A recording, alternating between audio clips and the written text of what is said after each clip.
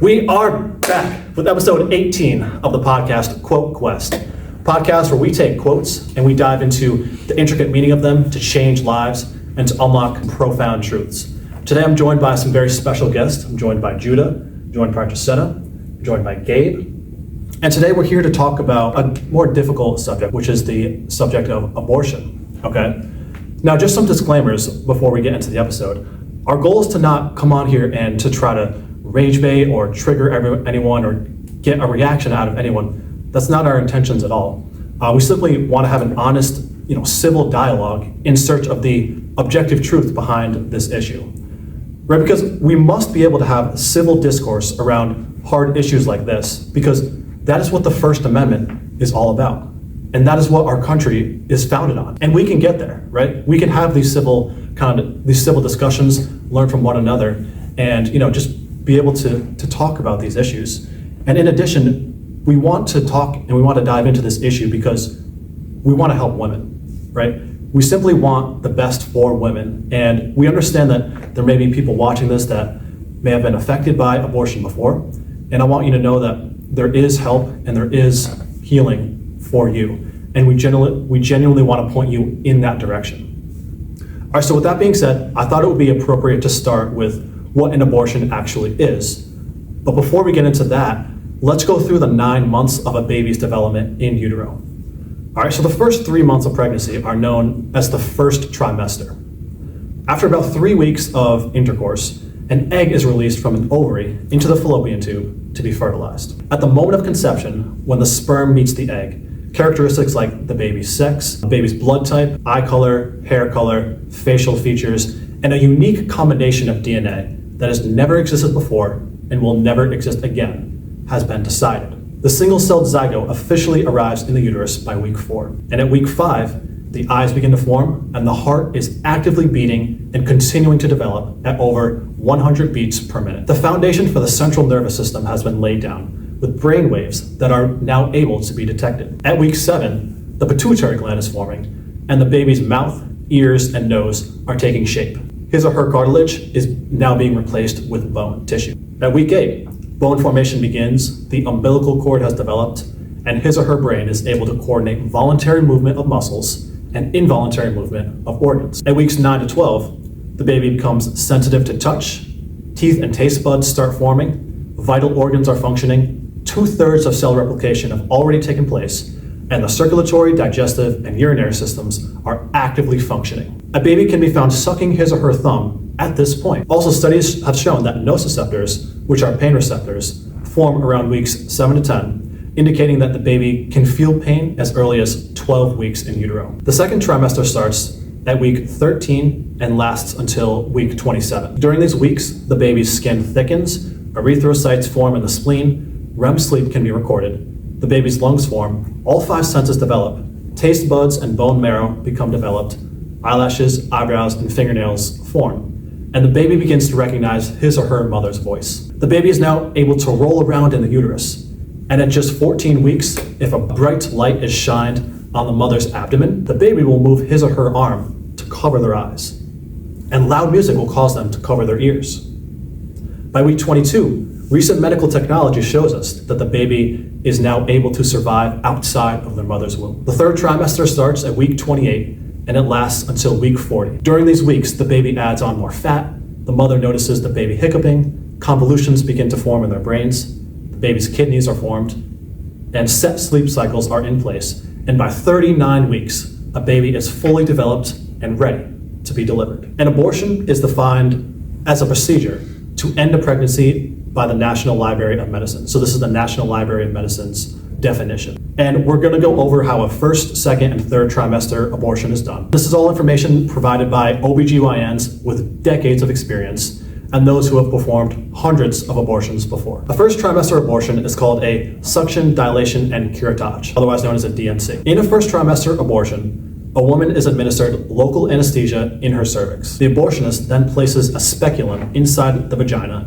and opens it, allowing the abortionist to see the cervix and the uterus. The cervix is grasped with a long metal instrument called a tenaculum to stabilize the speculum. Metal rods called dilators are inserted into the cervix to dilate it. Then an instrument called a cannula is attached to a suction machine. It is turned on with 10 to 20 times the force of a household vacuum cleaner. The cannula is rotated inside the uterus, where the fetus is rapidly torn to shreds, followed by the placenta. Once the abortionist thinks that all of the body parts of the fetus are removed, they will use a long curette to scrape the lining of the uterus to ensure that no parts are left behind, as an incomplete abortion can cause bleeding and/or infection.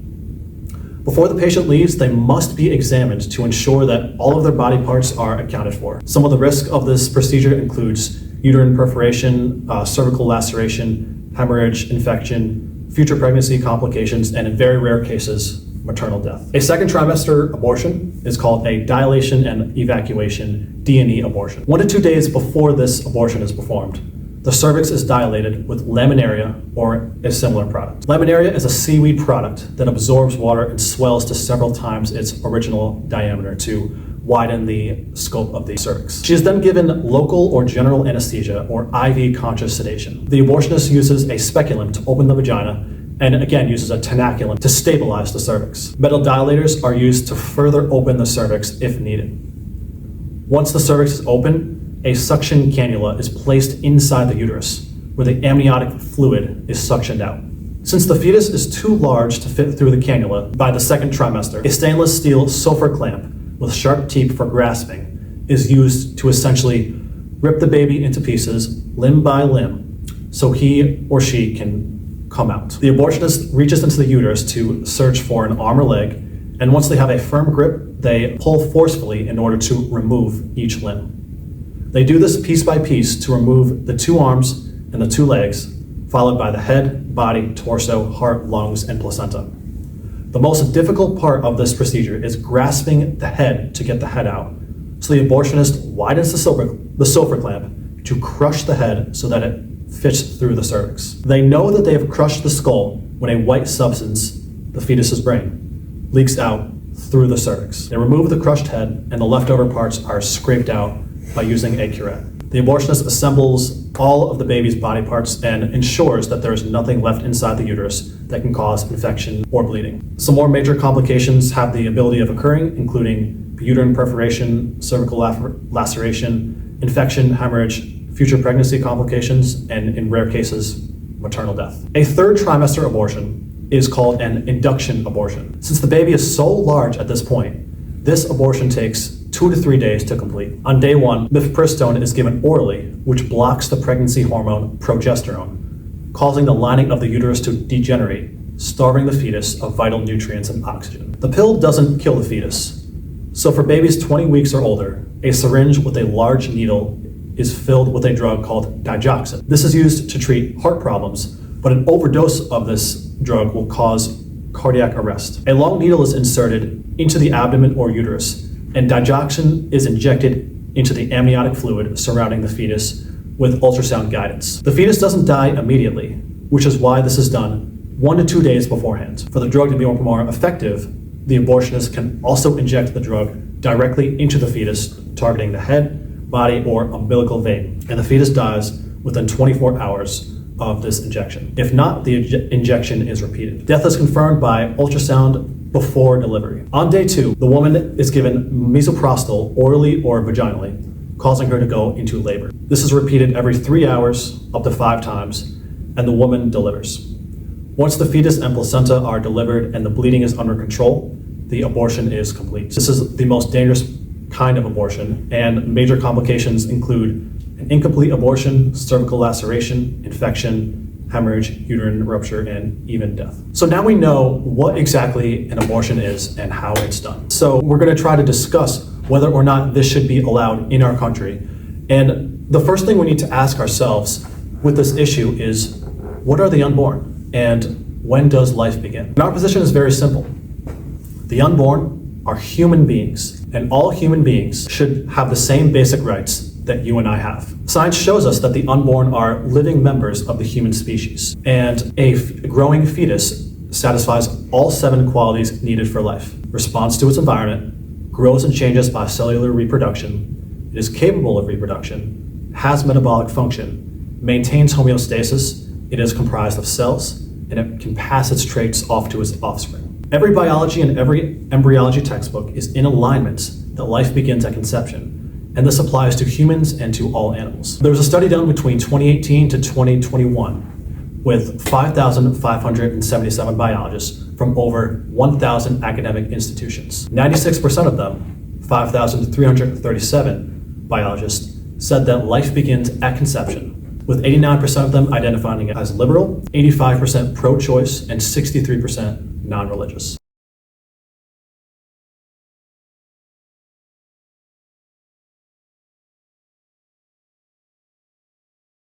So after all that, maybe you're still not convinced. Maybe you're like, well, I don't trust all the scientists. Not all scientists are correct. Well, then I would ask you the questions: if it's growing, isn't it alive? If it has human parents, isn't it human? And human beings like you and me have value, don't we? To answer those questions, if you take in food and you grow by cellular reproduction, which a baby in the womb does, you're alive. We know that they are human because they have human parents and human DNA that has never existed before and will never exist again. Now let's say you were to challenge that by saying that, well, my skin cells, they have DNA and they're alive, so if I just flick them off of me, then am I just killing babies? Well, to respond to that, this leads us into the third question of whether or not the unborn has value. The truth is that the unborn are whole organisms, not just body parts.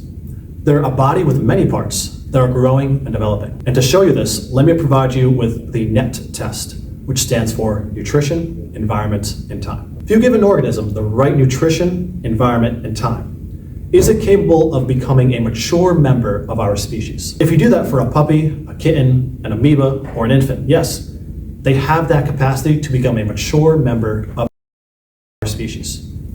A human embryo or fetus may sadly pass away before reaching maturity, but it has that capacity. If you give skin cells, sperm cells, or cancer cells nutrition, environment, and an unlimited amount of time, you will always have skin cells, sperm cells, and cancer cells. They cannot become mature members of the species because they're a body part. Also, when you look at the words embryo and fetus, these words are just stages of development and the life of an organism. In fact, the word fetus is Latin for young child or young human. So maybe you say, okay, I'll give the fact that it's human, but it's not a person like you and me. All right, well then I would ask you, what is a person? Can you define what a person is and share your definition of a person if you're so confident that an unborn child is not a person? You might say that the unborn has no consciousness or can't feel pain, therefore abortion is justified and it's okay. Well, this is the wrong way to look at that for two reasons. One, research has shown that fetal pain can't be detected until 24 weeks gestation. However, studies as early as 6 years ago by Stuart Derbyshire and John Bachman, both with diverging moral views on abortion, suggest that fetal pain can be felt as early as 12 weeks gestation. Secondly, yes, the unborn cannot think or feel like us, but neither can newborns, neither can babies that are outside of the womb. That is not what gives us our value. It's the fact that we're all human beings and have a human identity and a human nature that will develop those abilities eventually. Additionally, if somebody is in a coma, they are unconscious. So how is it not right to end their life? But it is okay and it is right to end a preborn child's life. Now you might say, well, newborns are in the world and they're already here with us right now. Well then where are the unborn? Are they not in the world yet? What planet are they on? How does going 8 inches down the birth canal magically make someone a person? If you say that a baby in the womb is solely dependent on the mother, well then do they just stop becoming dependent when they're born? No, newborns that are 1 month, 2 months, 3 months old are solely dependent on another. Being born does not magically make somebody a person, and the science supports that those in the womb are indeed human beings. What is your guys' take on what is the unborn and who are the unborn and when does life begin? Yeah, for example, like when life begins, I would definitely say conception. You actually ask a lot of pro-choicers, people on the pro-choice side, that they can actually almost never answer this question, or they give some arbitrary starting point. But the thing is, right, like if it begins at, like it becomes very dangerous as a society if the, quote unquote stronger members of the society get to pick and choose when life begins instead of it just being like, okay, no, right, like you are a unique DNA, you are a unique individual, therefore you are human, right? It doesn't have to be this, oh, well, at 6 weeks, at 10 weeks, at 12 weeks, because it's just like, okay, well then, we're always moving the starting line, even like between states and stuff, right? So it's like, okay, like, how does that work out, and implications with how states see human life, right? Like, it gets very like subjective, and it gets very murky. So yeah, I would definitely, like, that was the main point I would want to hit. Like, it definitely starts at conception, like with all the evidence that you listed, with the science, with it being unique, with it producing the systems, like the actual like a lot of people like to say that it's the systems that I guess produce the unborn, but rather it's the unborn, I guess, or the fetus producing the systems that it needs to survive. It's not the other way around. And that's another way they like to dehumanize. But yeah, no, you hit on some great points. So yeah. Yeah, I'd like to add to that. Like, because I feel like people trying to like play God in a sense. It's like choose when this person gets to live and when this person gets to live. And it's like, why do you have to choose that? What is the potential of that person that's unborn at conception? What if that person that's president? What if that's the person that's going to change the world? What if this person, like, you don't know the potential of a human being until the potential is shown out. And for us to be ending life just casually, as if it's just like some other thing that we do, it shows that like we don't value each other as much as we should. Because like we're saying, at the end of the day, we're all human. We're all people. We all have potential to be great. And we all have potential to do something great with our own lives. There's going to be the person that cures cancer. There's going to be the person that solves world hunger completely, that no one goes hungry. And there's going to be the person that solves world peace. Everyone has their role in life, and for us to continuously cut off certain parts of people just because we don't want them, we're playing God in the sense that we're not supposed to. And if you look at the statistics, 28%, almost 1/3 of Gen Z, our generation, is not here because of this issue. Because we frame abortion as reproductive freedom, the ending of life as reproductive freedom. And as a result, 28% of people that we could have known, we could have been friends with, we could have helped along their way in life, are not here today. Yeah, I think it's like, when it comes to this issue, I feel like the narrative that's pushed around it, especially like, just to begin with, since it's such a touchy and sensitive topic, when you look at like the pro-choice side, it's like, to Tracetta's point, it gets very subjective, and it's like, you start to look at differing opinions saying, oh, so when does life really begin? And I think, me personally, is like, why are we even compromising on something that has the potential to bear life and to bear fruit and to, like Judah said, has so much potential to become something greater like we are? It's like, we are one and the same, we're the same species, so to compromise and sort of play that role of God to judge whether this thing can or can't live, it's like, I feel like that's a variable and a power that shouldn't be in our hands, because we see the results of it. And that's like a crazy statistic that you just pulled up, that 28% of our generation is not even here with us today because of, our own, essentially, I view it as our own human selfishness and our own needs for comforting ourselves, because we want to toy with variables that in reality aren't in our hands. And I feel like that narrative is pushed to not only give women the bodily autonomy, but to also compromise over a life that they really don't know what it can produce. I'd also like to add too, where it's like, when talking about human rights, a lot of people on the pro-choice side will be like, oh, well, it's not a human. And again, like Mike, like what you were saying, okay, well then what makes a human, right? Like if human rights are not dependent upon your humanity, then what is it dependent upon? And especially since our humanity is so central to us, it's like, okay, then what else are you basing it off of? Are you basing it off of development? Because then I assume, as we're going to get into, okay, well, if it's based on development, then I guess a 2-year-old wouldn't be as valuable as a 13-year-old, right? But it's like, even in society, right, we subconsciously believe that, no, of course not, right? Like, if someone were to kill a 2-year-old, they would be put in jail and they'd be convicted of murder, like, as they should be, right? But yet, when it comes to the unborn, that same, I guess, logic is just not, or is applied, I guess, right? Where it's somehow morally just or justified to do that because they are in a different stage of development. and stuff like that, right? And it's like, I'd also say just for like, again, human rights, like you brought up, like with if they can't feel pain, if it's like they're unconscious, it's like, what a weak way to define what is a human by just some, arbitrary standard, right? Instead of something that is like core and objective, like it's objective if you are human or not. And if you are, therefore you deserve rights, just like the rest of us. Absolutely. And to add on to what you were saying, Tracetta, human beings are always developing. Yeah. Our brains don't finish developing until 25. And even after that, we're constantly developing, we're constantly dividing and making new cells. We never stop developing as human beings. So if development determines human value, then what's to stop somebody from, ending somebody's life because, they're still developing, right? It's not, development does not determine value. As we're we're one of the most interesting species because we are ever growing. Doesn't matter if it's like little by little or huge jumps in life. Like a lot of things that we as humans have figured out, we've evolved from those things and we've gotten better or we've gotten somewhat worse in certain areas because there's like we went from one era to another. We went from like older days to new tech age. We went from no technology to insane amounts of technology that's doing unspeakable things.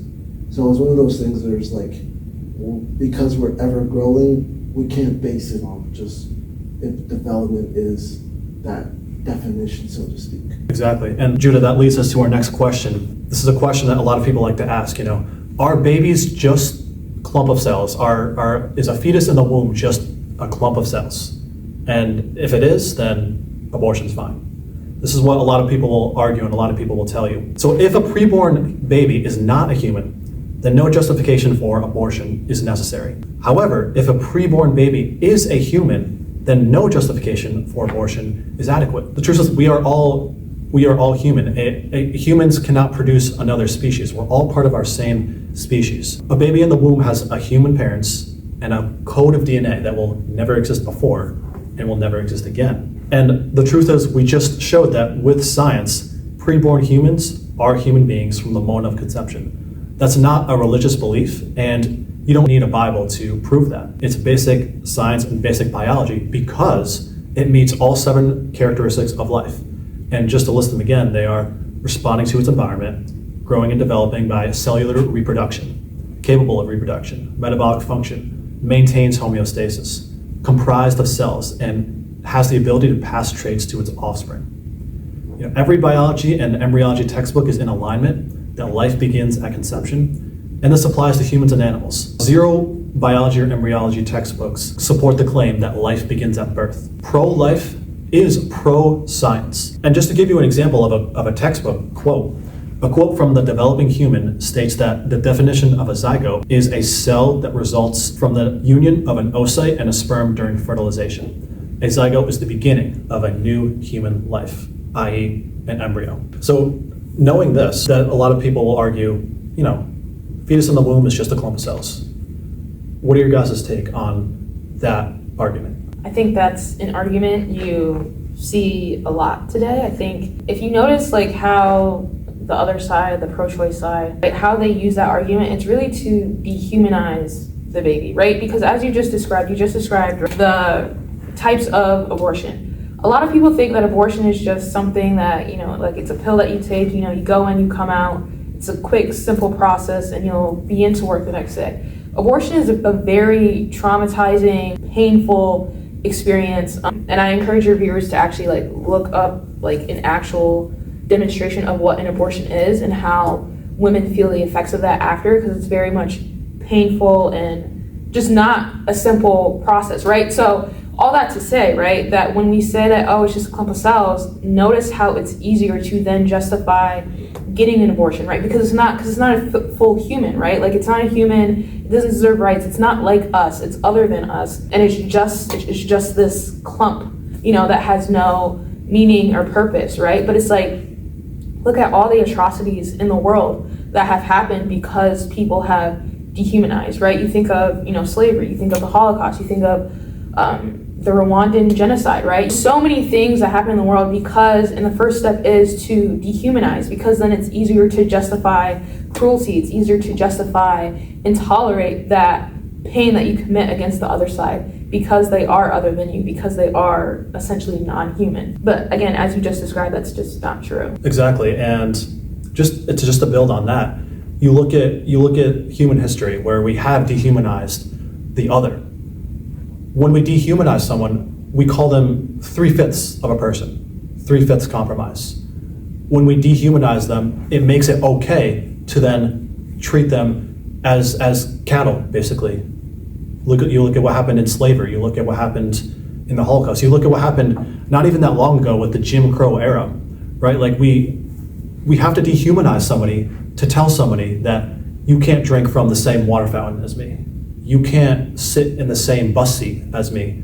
You can't even go to the same school as me. I'm not comparing abortion to those issues, but when we dehumanize another person and a group of people, very bad things happen, as our history has shown us. And hence with abortion, when we dehumanize in the womb, when we call them, oh, it's just a clump of cells, very bad things happen.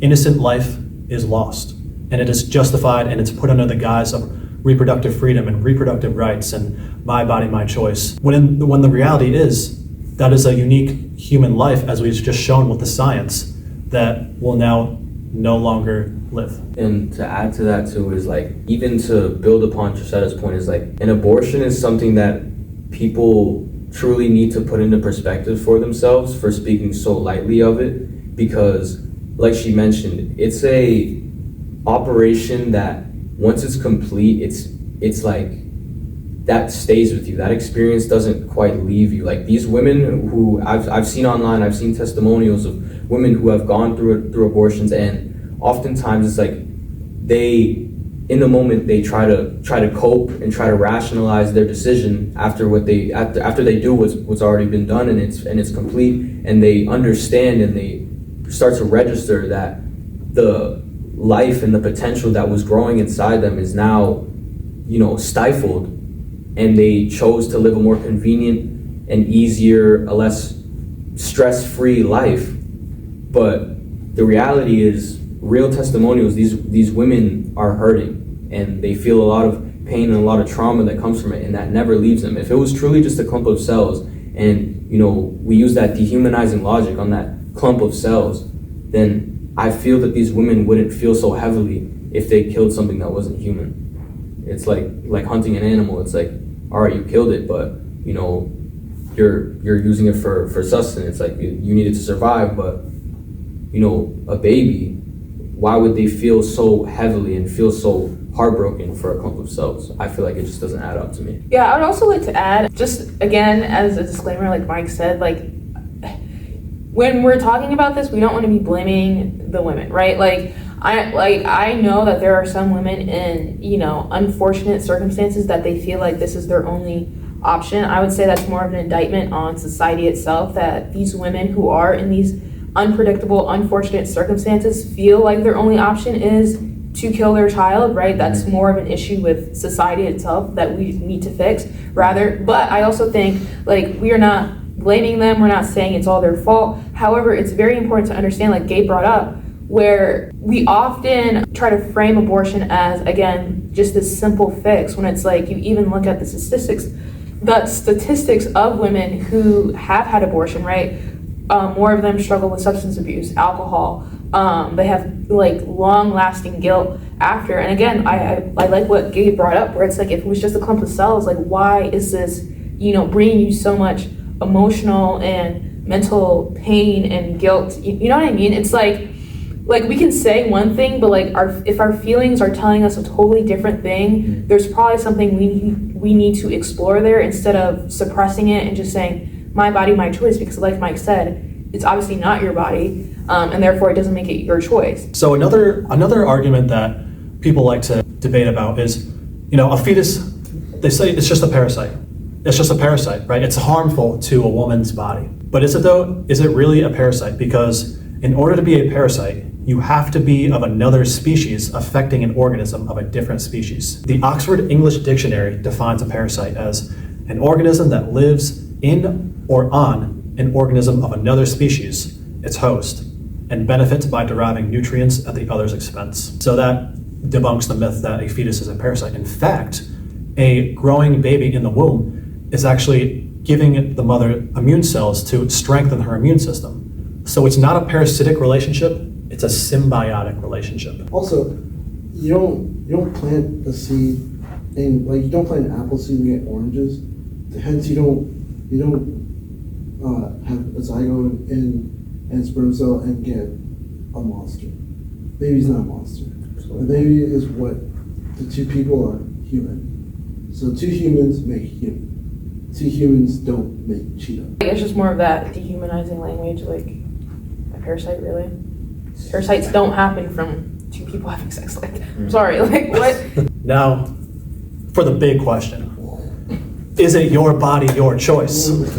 Should you be forced to share a body with your fetus? All of us are for bodily autonomy, right? If you want to get tattoos, piercings, whatnot, go for it, right? That should be legally allowed. You're not harming another individual because of that. That's your body and it's your choice to do those things if you so choose. But a preborn child has their own body, their own brain, and their own heartbeat by week 6 in gestation. They deserve their own bodily autonomy, and their size or location do not determine their innate worth as a human being, a unique human being. Well, maybe you say, okay, I'll give you that it's a human, I'll give you that it's a baby, but I don't care. It's in my body, therefore it's my choice what I do with it. Maybe you'd argue that you can't make me give you a kidney to save your life. So why can we force a pregnant woman to give her body to an unborn child? Well, the truth is pregnancy is not like organ donation. I don't cause you to need my kidneys. I'm not involved in that. But 99% of the time, a man and a woman engaged in an act know that they will, or at least the possibility is there, no matter what, no matter how much contraception you use, that will create a helpless individual who needs them. The fact that men are obligated to pay child support, even if they don't intend to have a child, shows that we hold men responsible for their actions. And so both parents should be held responsible. Again, 99% of the time, you're making a conscious, voluntary decision to do something. And when we become a society that doesn't take accountability for their actions, we become a very dangerous place. We ought to teach our young people to take accountability and extreme ownership for everything in their lives. Right? So if you're going to make a decision, you need to know that that decision is going to have consequences, and we need to deal with them responsibly. So the main counter to this is that, yes, it's your body. However, you made a voluntary decision to engage in an act, and that act produced a human being whose life began at conception, as science shows us. So therefore, yes, it's in your body, but you have a moral obligation and a responsibility, no matter what your belief system is, to bear the consequences of your actions. I would also say that this, you hit everything nail on the head. I would also say that this is also just kind of an example, right, of when people say my body, my choice. It's kind of like what you were saying about responsibility. We live in a culture and an age today that likes to get the benefits without taking responsibility, right? We want the benefits of sex, we want the benefits of intimacy, we want, the pleasure, like all the benefits that come with that without taking responsibility for the consequence. And I don't mean consequence in a negative way, like this, child is just some burden, but just more of in a cause and effect type of way where it's like, if you have consensual sex, right, there is a possibility of you getting pregnant. Like that's just science 101, right? Actually, that's one of the main reasons for sex, right? Is pleasure, obviously, intimacy, and procreation. So so this is just part of like the moral, I don't know if you would call it moral decay, moral loss of values rather, where it's like, we live in a society that wants one thing without the other thing. But it's like those two things are inseparable, right? And then it also goes back to like a lot of pro-lifers will say, oh, just don't have sex. Pro-choicers will be like, oh my gosh, like that's impossible. And it's like, we also live in a society where sex is very much commodified, right? Where sex is central, right? Like literally probably every movie you probably see some type of sexual scene, right? Like sex is just so much at the forefront, but it's like we also have to understand, right, that sex is not saying that it's not important. Of course it's important, but at the same time, when people say, oh, just don't have sex, it's like, yes, like have self-control, right? We live in a society today that doesn't want to take self-responsibility, that doesn't want to have self-control, right? You can get, I would say, sex anywhere, really, like online, like in real life, like wherever, right? And it's like you don't have to have that discipline, you don't have to have that self-control, you don't have to have, you holding back your desires and waiting. So again, it just shows like, again, like you were saying, like take, right, like if person A and person B, man and woman, are gonna have sex, like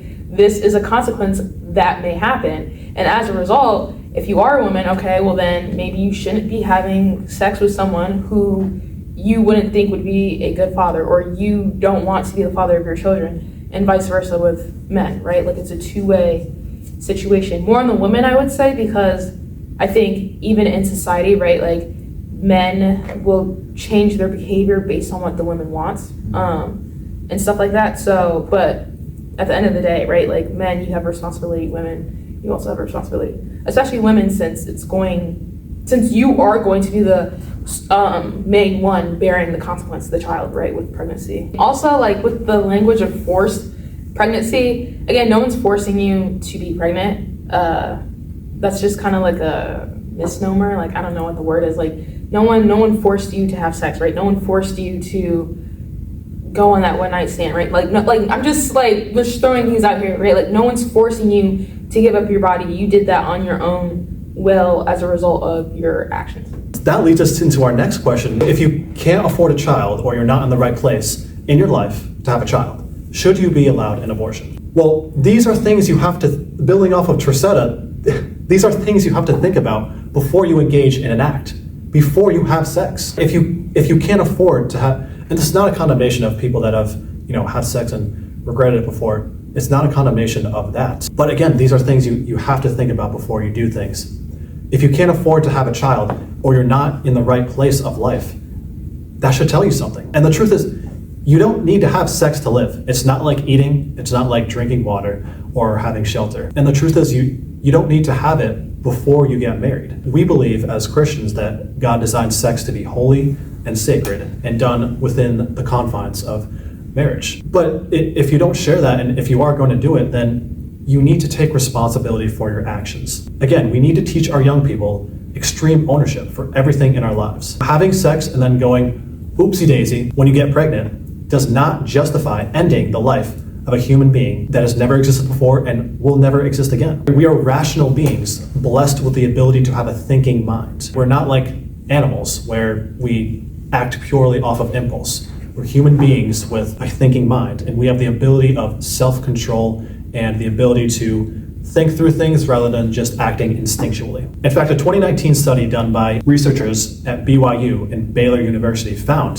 that married couples who save sex for marriage and view marriage and sex as sacred have a higher satisfaction in their sex life. And so to wrap this up, the bottom line is we must take responsibility for our actions. Yeah, I think to say if you give the human population cars and you advance technology in like automobiles, to say that there's a 0% chance that by the consequence of human nature and the consequence of human free will, to say that there's a 0% chance that there could be a car crash, I think is kind of ridiculous. Like, you kind of got to think about it rationally and logically. Like, if you give a human population access to weapons, to say that there's a 0% chance that you're gonna have mass shootings, or there's not gonna be any fatalities as a result of giving people access to this thing, then you just gotta have the right perspective and logic and think rationally about it. But even beyond that, if you're supplying the access of these weapons, kind of comparing this to intercourse, if you supply it to the younger generation who is less informed, a little less mature, and less educated, and don't have the same self-control as adults, what do you think you're gonna get from it? You know what I mean? And then on top of that, if you amplify it put it in front of their faces, flaunt it, promote it, there's a cause and effect relationship that you're gonna get from that, and I feel like it's hard to deny that. You know what I mean? Like if you play with fire, you're gonna get burned, type of thing. That's how I see it. It's a good way to think about it. It's just like you have some things like Tracetta was saying, cause and effect. You do one thing, something else is gonna happen. It's inherent consequences. Of course. And so you choose to do this. This is what's coming out of it. If you don't like it, you shouldn't have done this. So it's also that thing of going back to what we choose to do and like the choices that we make, because they're very, very, very important. And like the choices that we make in life is like every choice has another thing, and then you have a choice to make at that stop. So it's like you're constantly making choices in life. And like all the part of like you driving's an inherent risk. You risk your life getting behind the wheel. That's a risk you're willing to take for you to get to point A to point B. But there's a reason that you're in that car. So the reason for you to do that act, there has to be a reason. Are you doing this because you're playing with children, or are you doing this simply for pleasure? Because you should know at the end of that road, you're coming out with some type of consequence. And if you like that consequence because you had the right reasons for it, perfect. Like it's like you're a couple that is married, you're ready, you guys are a stable part of your life that, okay, let's reproduce, let's make generations to come. But if you're at a part of your life where you're immature, not really thinking with your head straight on, and you just go for it, you have to know those consequences are there. And a lot of times, like us as the younger generation, we tend to forget those. We forget those consequences exist. And we really need to like hammer it down on ourselves that because the consequences exist, we have to take a look at ourselves and be like, am I actually about to do this? Am I actually about to go through with this? Because if I do this, what's going to happen after? You have to think farther ahead than where you are. Amen to that. Thinking futuristically, right? Thinking, how is this going to affect me 5 years from now, 10 years from now, 15 years from now? Our next question is, what about lethal fetal anamalities, where babies are born without skulls, or the way they're born would kill the mother, right? What other option besides abortion is there for a situation like this? Well, an example of this kind of situation is called anencephaly, where half of the skull is missing. There are stories of babies who are born with half their skull missing, and they actually, unfortunately, many of them do pass away, but some of them actually have miraculously overcame tremendous odds and have survived tremendous odds. And we'll link some examples of those there. And in a case where a mom is about to die, that is not considered, a direct abortion.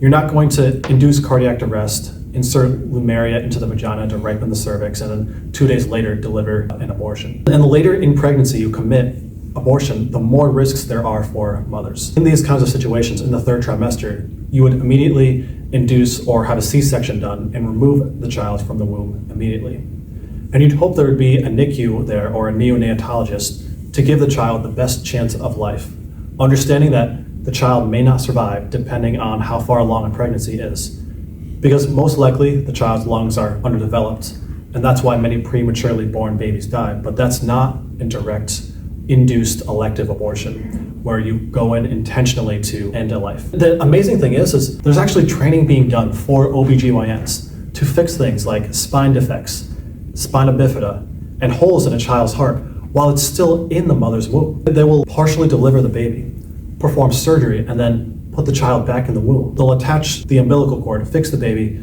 put the baby back in, sew the womb back up, and hopefully deliver the child full term. Isn't that such a better use of time and money to save as many lives as possible? This is what doctors take the Hippocratic Oath for. They take the oath to save life, not destroy life. Something I would even say or even consider is that even when it's just kind of like so offensive if you actually think about it. Even when pro-choicers bring up, okay, but what about the mom when this happens and that happens? Just in case of these medical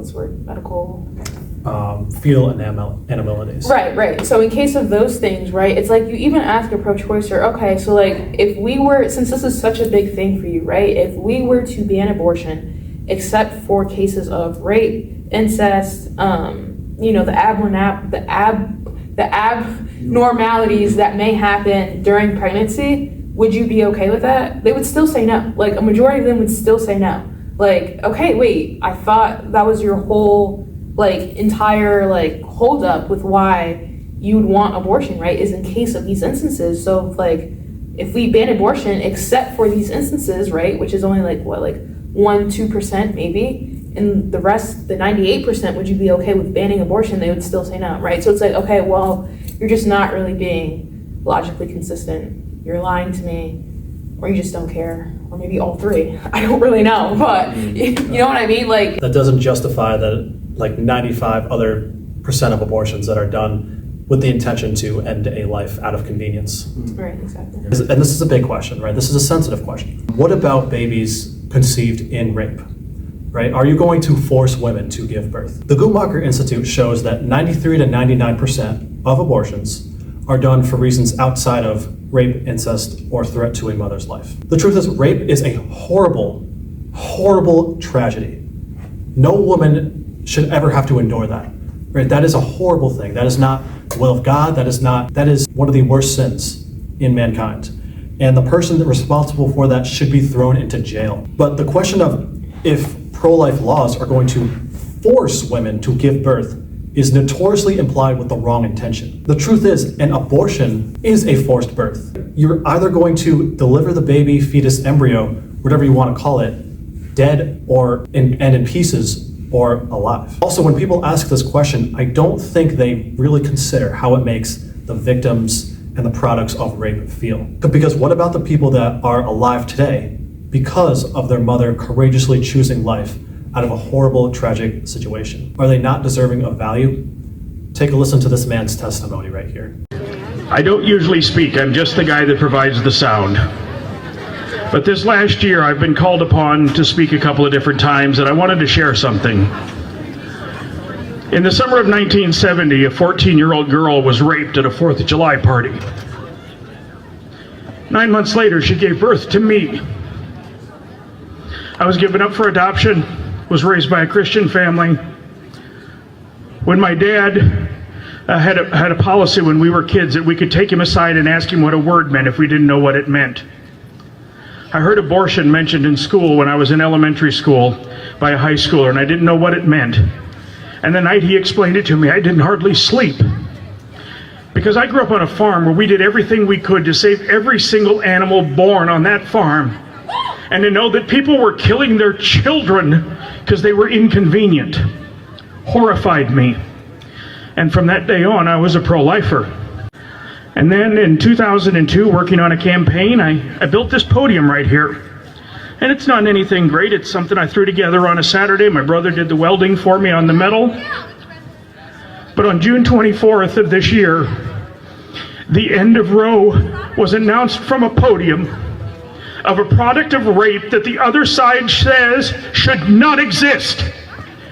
The circumstances of my conception do not determine my worth as a human being. I am pro-life for the whole life. God bless you all, and thank you for coming. The way that one is conceived does not determine their value as a human being. We ought to do everything that we can to help women that are enduring this tragedy, not tell them to just go get an abortion and then everything will be okay. In addition, a study published by the International Journal of Women's Healthcare found that 1 in 4 post-abortive women, 24%, in the US regret their abortion decades after undergoing the procedure. And a study published in the medical journal Census found that nearly 70% of women with a history of abortion describe their abortions as inconsistent with their own values and preferences, with 1 in 4 describing their abortions as unwanted or coerced. Also, a study by Charlotte Lozier Institute's Unwanted Abortion Studies confirms his prior research that found that over 60% of women who have had abortions reported high levels of pressure to abort from one or more sources. To break it down even further, 67% of women describe their abortions as accepted but inconsistent with their values and preferences. 43% or unwanted or coerced, which is 24%. Just 33% identify their abortions as wanted, and 60% would have preferred to give birth if they have received either more emotional support or more financial security, which is exactly what the pro-life movement works to ensure. These same women also report higher levels of subsequent mental health and quality of life issues. Tessa Longbonds, co-author of Loiseau's study, added, "We tend to think of abortion coercion in countries with oppressive regimes like China. In fact, this shocking hidden epidemic is happening all around us. Mail-order abortion pills remove the doctor from the room and make it easier than ever to force abortions on women and girls who do not want them, their distress compounded by the sight of their baby's clearly human body. Countless women suffer in silence under the guise of choice when they felt like they never truly had one. And I recognize other studies will tell you different things, but the point is abortion regret is real, and we need to do everything we can to help women through the difficult, emotional journey of pregnancy and support them not only in gestation, but outside of the womb as well when the child is born." As of 2020, there were approximately 3,500 nonprofit crisis pregnancy centers to help women in the US, compared to Planned Parenthood's 600 clinics that would happily just provide abortions. Pro-life organizations like Students for Life of America support women in crisis by providing real resources and real care, such as counseling, connecting with local pregnancy centers, on-campus support, free services like ultrasounds, baby supplies and formula, clothing, diapers, housing, financial assistance, prenatal care, and education on parenting rights. So I ask you, which future do you want to aspire to? A future where women receive real care and real help in gestation and outside of the womb, or a future where we just go and end a life through abortion? So in closing, the 1 to 7% of abortions that happen due to cases of rape are important to care for, and those people matter. They deserve real help, real care, and we can work towards a future where we love the mother and the baby in the womb, no matter the means of conception.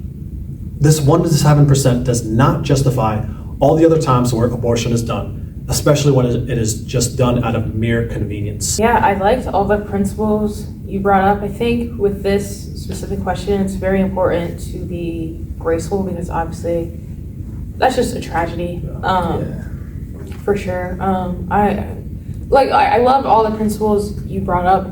When we're talking about abortion, specifically in America, it is only, in the cases of rape, it is only like maybe 1%. I think last time, what, is it 1% or 2%? I think it's... Yeah, it's like 1%. It's a very low number, right? So this narrative that, you know, like the women going to get abortions are all women that have suffered from rape, that's just not true.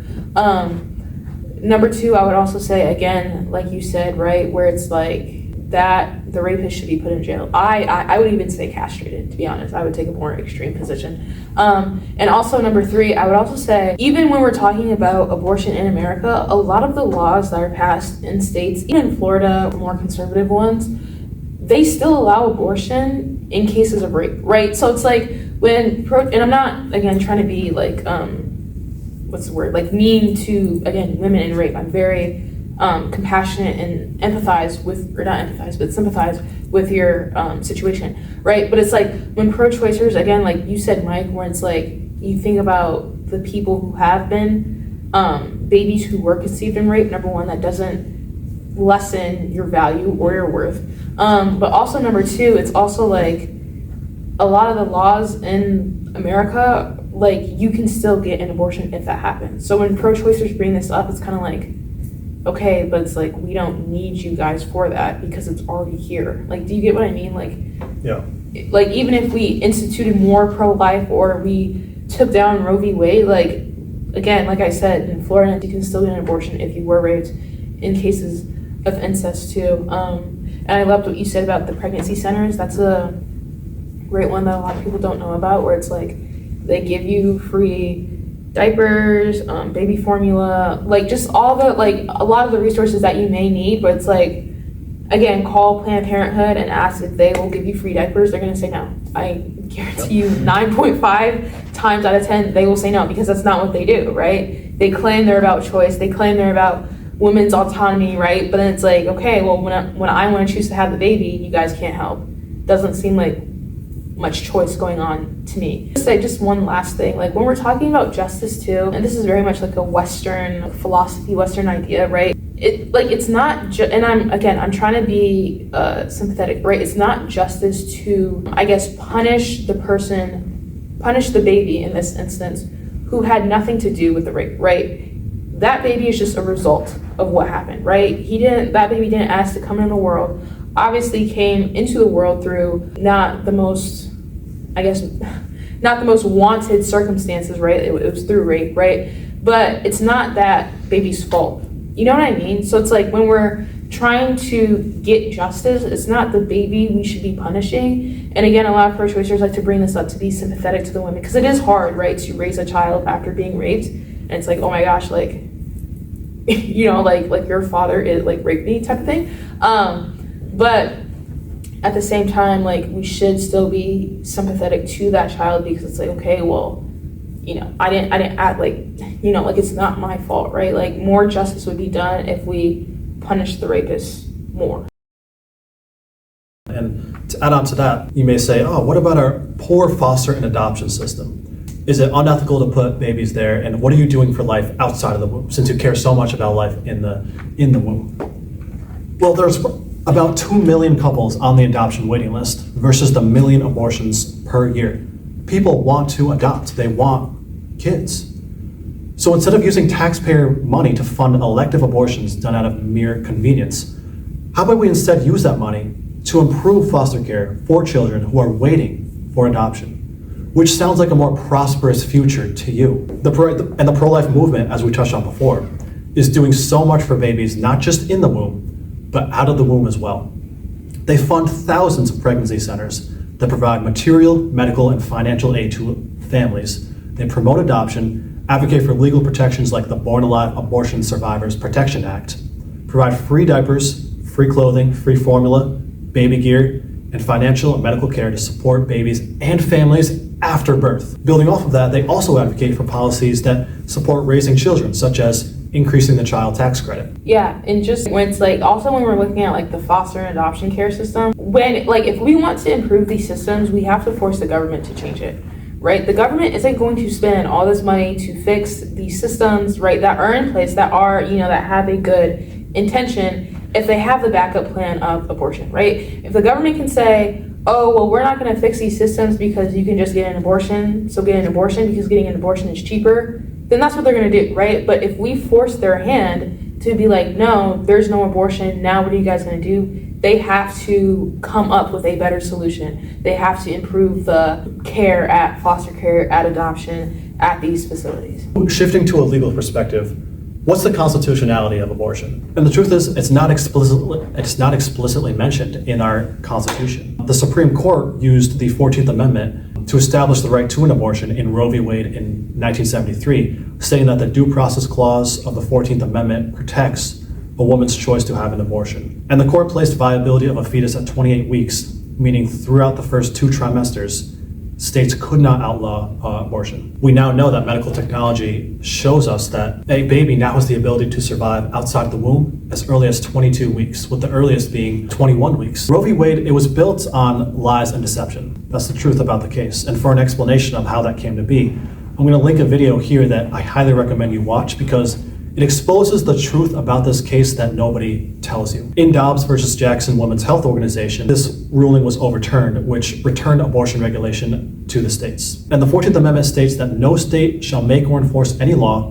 which shall abridge the privileges or immunities of citizens of the United States, nor shall any state deprive any person of life, liberty, or property without due process of law, nor deny to any person within its jurisdiction the equal protection of the laws. This language is also echoed in our Declaration of Independence. Notice how the right to life is listed first. Okay, so if you want to argue this from a constitutional perspective, the right to life is listed first in those 3 words: life, liberty, property. And so we know that a preborn child is a human being. So if you want to argue this constitutionality, a preborn child has constitutional protection. Is abortion medically necessary? This is an important thing to discuss, because I feel like there's a lot of confusion around this particular area of the issue. You see ads, when election seasons come around, you see, all these ads, right? A lot of these ads do not have the full truth. They don't expose the full context. A lot of politicians lie and they mislead women and they exploit real women's stories, which is not right. 0 pro-life laws prevent treatment for medical emergencies in pregnancy. Those medical interventions are not the same as a direct induced abortion. One of these situations of a pregnancy emergency is an ectopic pregnancy. And this is when a baby implants in a woman's fallopian tube where it cannot survive in its life, and it is life-threatening to the mother. There's no way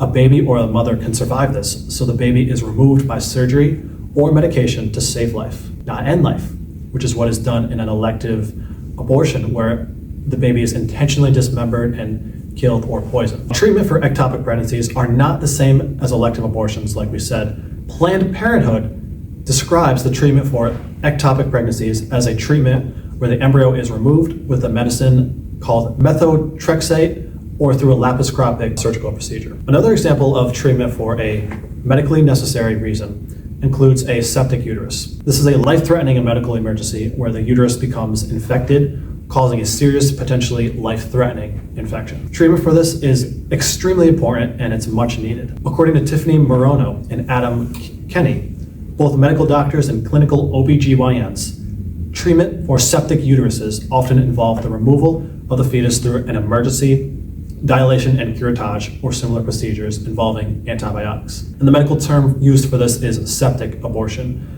And this is care that is absolutely needed. And this is care that's absolutely needed and absolutely should be provided to save the mother's life. However, this treatment is not the same thing as a standard abortion, which is intentionally designed to end an innocent fetus's life in the womb. Another example of abortions for medical reasons are treatments for miscarriages. And a miscarriage is medically called a spontaneous abortion, and a dilation and curettage procedure, or the drug mifepristone, is used to treat the patient. The difference is in intent.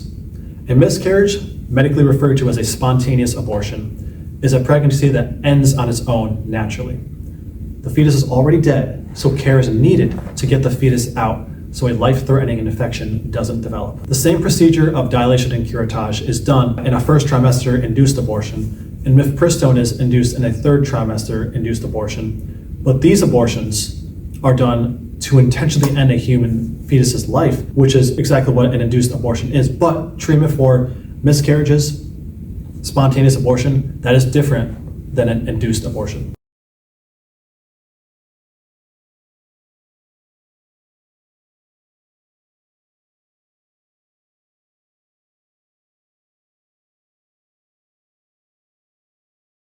You have other pregnancy medical emergencies like high blood pressure, heart disease, cancer, or diabetes.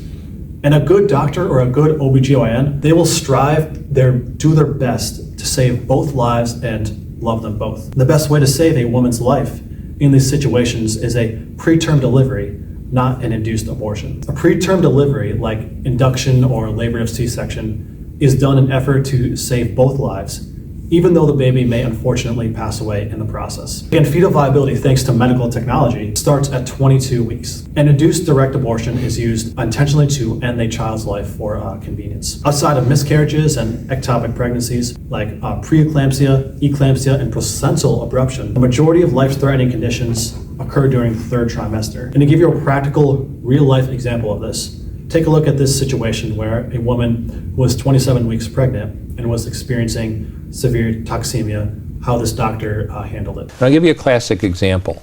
This is a real case. A lady came to the hospital at 27 weeks of pregnancy with severe toxemia. Her blood pressure, a normal blood pressure is about 120 over 80. Her blood pressure was 220 over 160. Okay, this lady would literally be minutes or hours away from a stroke. What do you do in a situation like that? We stabilized her, brought her back, did a cesarean section, had her delivered within an hour of arriving at the hospital. She and her baby did just fine. Amazing. Now, let's say we wanted to use abortion to save her life, okay?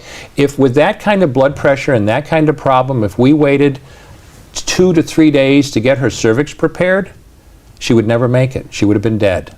And that's a perfect example. You never need late-term abortion to save a woman's life. If necessary, you accomplish the delivery. Now, Did every one of those children make it because they were preterm? No, but they all had a chance, and most of them did make it. Now, people will argue that pro-life laws force women to be on the brink of death before doctors can intervene. This is not true at all. An example, in Texas, their pro-life heartbeat law is constantly painted as dangerous to women by news sources like NPR and pro-choicers. This is not true. In 2023, the Texas Supreme Court ruled that the Texas abortion limit does not require that the patient should be about to die before a doctor can rely on the life exception to save a woman's life. So doctors should absolutely be intervening if they deem it necessary to save a woman's life. If a doctor refuses to save a woman's life, this is medical malpractice, and it has nothing to do with pro-life laws. The ads you see in the media exploiting women's stories and distorting the truth, like the story told at the DNC with Amanda Zarowski in 2024. Amanda, she was a woman who deeply desired to have a child, yet sadly by week 18 in her pregnancy, her water broke, and she was told that her pregnancy could not continue. Her story is heartbreaking, and I'm genuinely sorry for what she had to experience and go through. At approximately 18 weeks pregnant, Amanda's membranes ruptured prematurely. Her child was not expected to survive, though a heartbeat was still present. Over the following days, Amanda developed a serious infection and later sepsis, placing her life in danger. The case is widely cited as evidence that Texas law prohibits doctors from acting to save a woman's life. However, Texas law explicitly allows abortion when a physician determines that a pregnancy poses a life-threatening physical condition or a serious risk of substantial impairment of a major bodily function. And the Texas court reaffirmed this in Zarowski v. Texas, where they unanimously upheld the Human Life Protection Act while clarifying that the law permits abortion to save a woman's life or major bodily function, and that a medical emergency does not require that death be imminent. With that being said, it's important that we have clear communication of these laws to ensure that doctors feel comfortable with providing appropriate care when needed without the fear of a prosecution, because it's important they have that clarity. And if it would be helpful for physicians to aid the court in establishing case-by-case medical guidance in efforts to ensure that both the mother and the baby can survive, then I absolutely support that, since some physicians have expressed fear and uncertainty regarding how the law is enforced. And the one downside to the court, I believe, is they didn't issue any medical guidance, which I believe they should have added more clarity. But the Texas Health and Human Services confirmed that abortions are performed in Texas when medically necessary to save a woman's life, where elective abortions to intentionally kill a healthy fetus are thankfully no longer performed to reflect the intent of Texas law to protect unborn children while still permitting necessary medical care for mothers facing serious complications.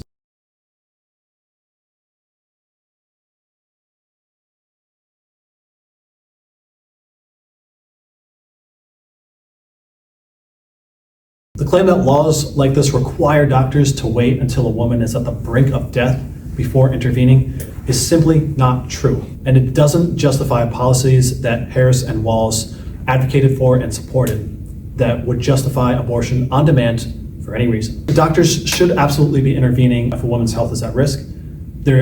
Doctors are heroes and they deserve to be praised for the work that they do. But sadly, stories of women getting denied care and blaming pro-life laws for killing women have been plastered across social media.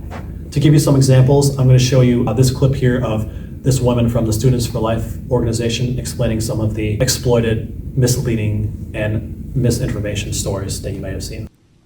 Miscarriage treatment is fully legal under every pro-life law because the intention is to remove a child that has sadly already naturally passed away, whereas induced abortion procedures seek to violently kill a child out of convenience. However, the radical pro-abortion left has run rampant all over the media with supposed cases where women were refused life-saving abortions or they're being criminalized, quote unquote, for miscarriage.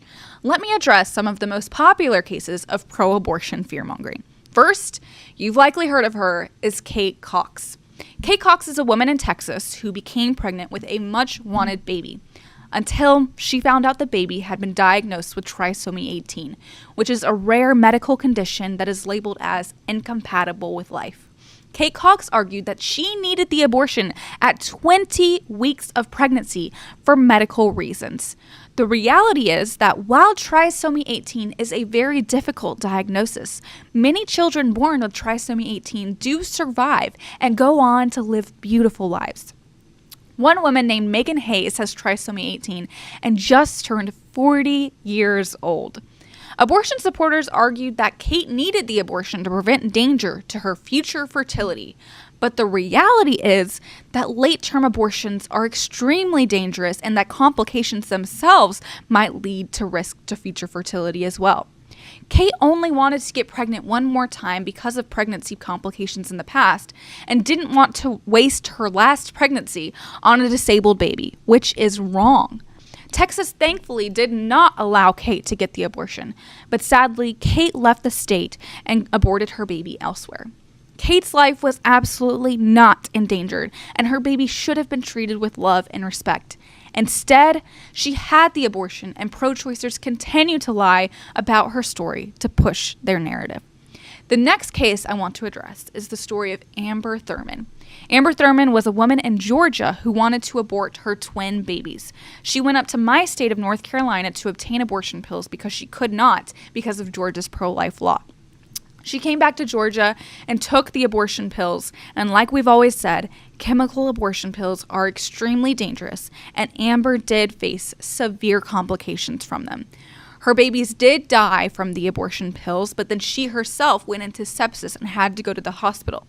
We don't know why doctors didn't intervene, but they should have, because the Georgia's pro-life law explicitly states that doctors should intervene in medical emergencies.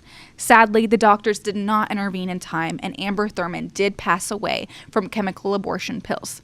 This is a case of medical malpractice and has nothing to do with Georgia's pro-life law. And pro-abortion supporters are continuing to abuse stories like Amber's to push their lies. The last case I want to go over is the tragic story of Brittany Watts, who had a miscarriage during her second trimester of pregnancy and was arrested. Abortion supporters claim her case is proof that pro-life laws are putting women in jail for miscarriage, but that is a complete lie. Brittany tragically miscarried her baby into the toilet and then attempted to flush her baby's remains down it, clogging the toilet. She was charged with abuse of a human corpse because of this. The charge had absolutely nothing to do with miscarriage or abortion and had everything to do with Brittany's actions after her miscarriage to flush a human child's body down the toilet. My heart breaks for Brittany, and I wish she could have gotten better medical help in this situation, but it is unacceptable that abortion supporters are abusing her story to push their radical agenda of fear-mongering and lies. The only people putting pregnant mothers in harm are the pro-abortion leaders that are lying to women and telling them that they'll be put in jail for seeking medical treatment in pregnancy. The pro-life movement offers real help and resources to women facing difficult pregnancies, and you can access those at standingwithyou.org to get connected with local pro-life resources near you for women who are parenting or pregnant and facing difficult situations.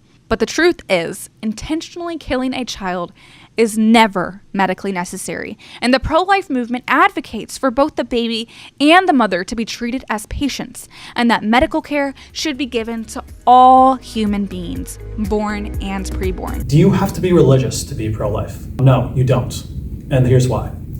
Because you don't need a Bible to prove that a developing fetus is alive. Regardless of your religious beliefs, your background, where you come from, your culture, we all have a worldview, and we all appeal to a morality. We all appeal to what is right and what is wrong. You have something called the natural law theory, right? And this is where objective morality comes in. I believe that we need God for objective morality because God serves as the ontological ground for what is right and what is wrong. And natural law is explained and affirmed through the Bible. But even if you don't take that view, that's okay.